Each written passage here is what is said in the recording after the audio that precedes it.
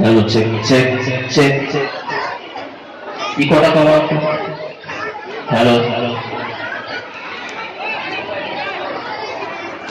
Hello hello hello hello, check hello, check check.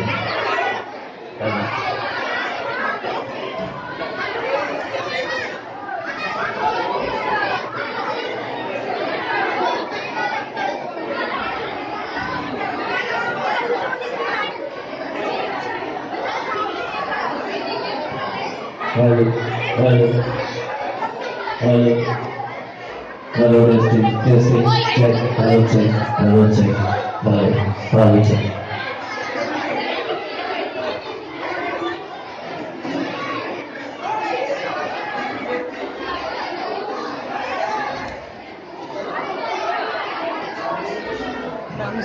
Hello, hello, check, hello, testing, hello, check, check.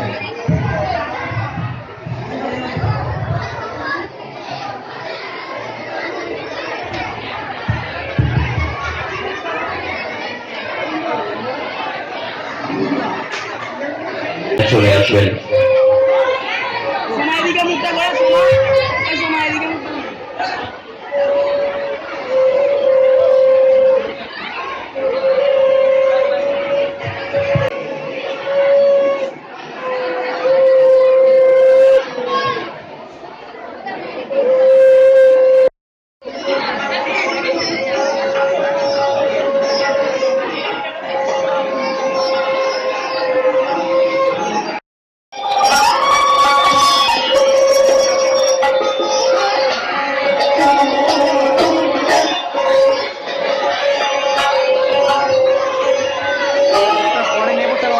হ্যাঁ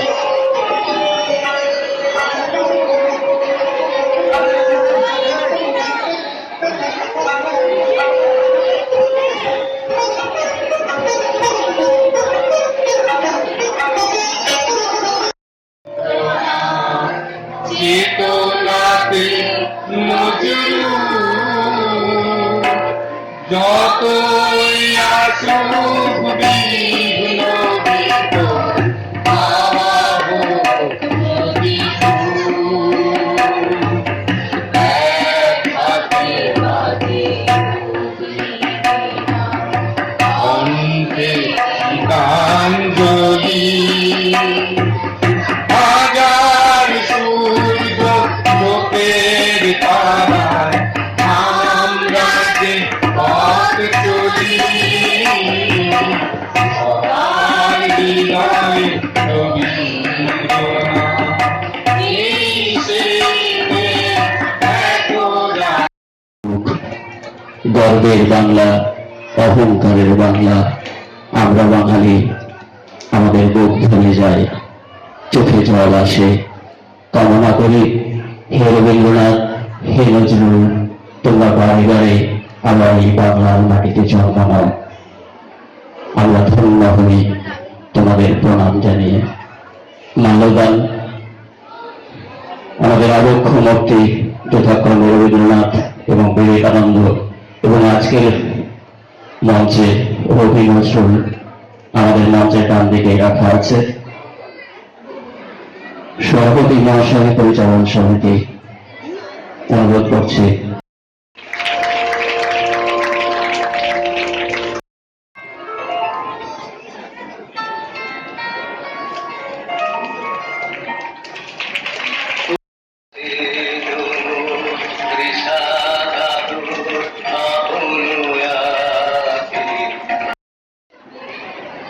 আমাদের প্রতিদিন প্রতি মুহূর্তে সকলের সঙ্গে এতই ওতপ্রোতভাবে জড়িত।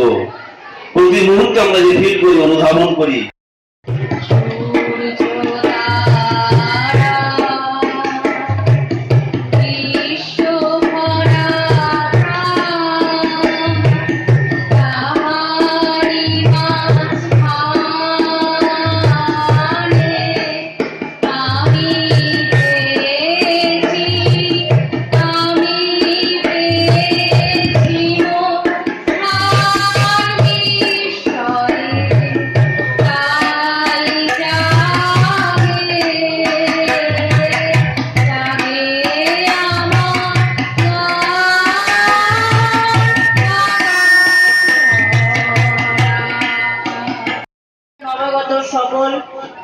শ্রেণীর ছাত্রছাত্রী তথা ভাই বোনদের আমার সুস্বাগতম।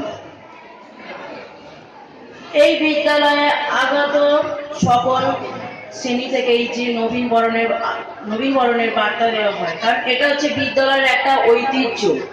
যে ঐতিহ্য রক্ষার জন্যই আমাদের এই নবীন বরণ অনুষ্ঠানটি করতে হয়। আমাদের দাদা দিদিরাও এই ঐতিহ্য মানার জন্যই আমাদের বরণ করে গেছে। আমরাও ঐতিহ্য রক্ষার জন্য তোমাদের বরণ করছি। তোমরাও সেই ঐতিহ্য মেনেই তোমাদের ছোট ছোট ভাই বোনদের বরণ করে নেবে। এটা একটা গুরুত্বপূর্ণ দিন। এই দিনটি আর কয়েকটা দিনের মতো নয়। এই দিনটি হয়তো কারো কারো জীবনে এসেছে, কিংবা কারো জীবনে এই প্রথম। বরণ করার অর্থই হলো আগত নতুন শক্তির জাগরণ ঘটানো। এই বিদ্যালয়ে কাটানো প্রত্যেকটা দিনের মধ্যে দিয়ে যদি বিদ্যালয়কে ভালোবাসতে পারি, নিয়ম নীতি শৃঙ্খলা প্রভৃতি সুকর্মের মধ্যে দিয়ে আমরা এই বিদ্যালয়ের আদর্শ ছাত্র জীবন আমরা গড়ে তুলতে পারবো।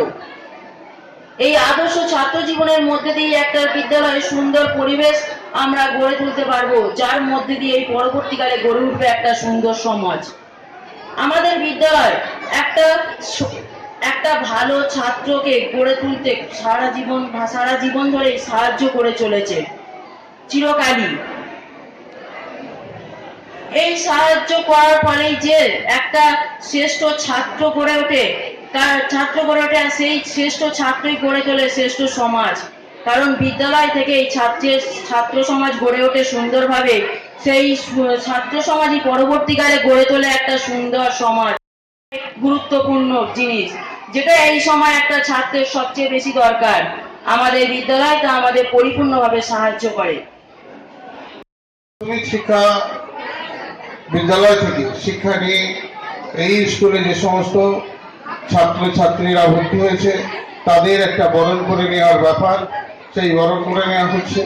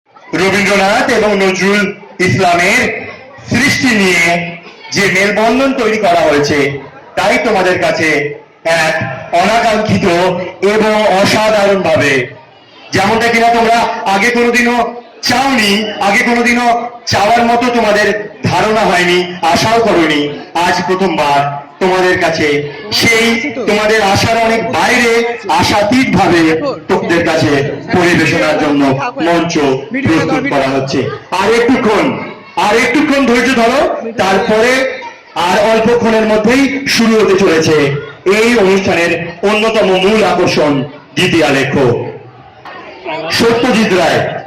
আমরা সবাই জানি এনার নাম, বিশ্ববরেণ্য চিত্র পরিচালক। শুধু তো নয়, উনি একই সাথে একজন অসাধারণ গল্পকার এবং প্রফেসর শঙ্কু এবং ফেলুদার রচয়িতা।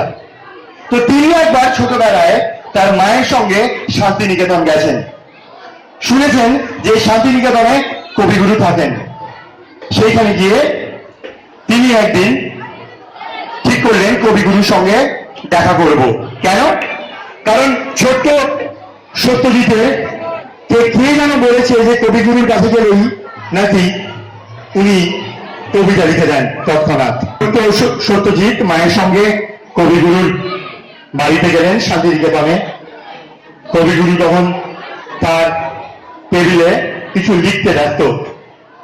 সত্যজিতের মা বলেন, কবিগুরু, আমার ছেলে আপনার কাছে আবেদন নিয়ে এসছে। রবীন্দ্রনাথ তাকালেন ছোট্ট সত্যজিতের দিকে, বলো কি? উনি বললেন, একটা কবিতা লিখে দিতে হবে আমায় এক্ষুনি। রবীন্দ্রনাথ বলেন, এটা তো সম্ভব নয়, তুমি এক কাজ করো, তুমি খাতাটা রেখে যাও, কালকে তুমি আমার বাড়ি এসো, আমি তখন তোমায় লিখে দেব। মায়ের সাথে বেরিয়ে গেলেন সত্যজিৎ। পরের দিন সত্যজিতের মা ঘরে প্রবেশ করলেন, সত্যজিৎ বাইরে দাঁড়িয়েছিলেন, ভয় ঢোকেননি। সত্যজিতের মা গিয়ে বললেন, কবিগুরু, বলছি গতকাল এসেছিলাম আমি আমার ছেলের সাথে কবিতা লেখার ব্যাপারে, আপনি বলেছিলেন ওর জন্য একটা কবিতা লিখে দেবেন। রবীন্দ্রনাথ ঠাকুরের এত এত বইয়ের মাঝখানে, এত এত খাতার মাঝখান থেকে উনি ছোট্ট একটা খাতা বের করলেন। খাতা বের করে বললেন, এই কবিতাটি আমি ওর জন্য লিখে দিয়েছি। কবিতাটি এখনো বুঝবে না, যখন ও অনেক বড় হবে তখন বুঝবে। রবীন্দ্রনাথের কাছ থেকে বিদায় নিলেন সত্যজিতের মা, গিয়ে ছেলেকে দিলেন, দেখ তো, তোর জন্য একটা ছোট্ট কবিতা লিখে দিয়েছেন নাকি উনি। পাতা খুললেন সত্যজিৎ, খুলে যে কবিতাটা পড়লেন সেই কবিতার ভাব সম্প্রসারণ আমরা সবাই করেছি। বহুদিন ধরে বহু ক্রস ঘুরে, বহু পথ ঘুরি, বহু দেশ ঘুরে, দেখিতে যাইতেছি পর্বতমালা, দেখিতে যাইতেছি সুন্দর, দেখা হয় নাই দু চোখ মেলিয়া, ঘর হতে ফেট দুই পা ফেলিয়া, একটি ধানের শিশির ওপর একটি শিশির বিন্দু। এই কবিতার থ্রেড সত্যজিতের জন্যই রবীন্দ্রনাথ ঠাকুর লিখেছিলেন। রবীন্দ্রনাথের মৃত্যুর বেশ কয়েক বছর পর্যন্ত এই কবিতা থ্রেড সত্যজিৎ রায়েরই সম্পত্তি ছিল। পরবর্তীকালে বিশ্বভারতী যখন এই রবীন্দ্রনাথের সমস্ত প্রকাশনা, তার সমস্ত সৃষ্টির সত্য গ্রহণ করে নেয়, তখন এই কবিতা সত্যজিতের ব্যক্তিগত সম্পত্তি থেকে জনগণের সম্পত্তি হয়ে ওঠে। স্যার অফ করে দিন এইটা।